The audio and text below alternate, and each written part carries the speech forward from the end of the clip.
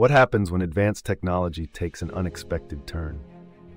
In 2021, a hydrogen fuel cell vehicle experienced a staggering malfunction when its hydrogen storage tank unexpectedly vented during refueling. This rare occurrence happened at a busy hydrogen station in Los Angeles, turning an ordinary task into a mild explosive hazard. Thankfully, robust safety mechanisms prevented a catastrophe, but the incident prompted immediate reviews of hydrogen storage technologies. This unexpected event highlighted crucial questions about the reliability and vigilance required in automotive engineering for alternative fuels. It underscores the importance of precision and safety in integrating groundbreaking technologies into everyday vehicles.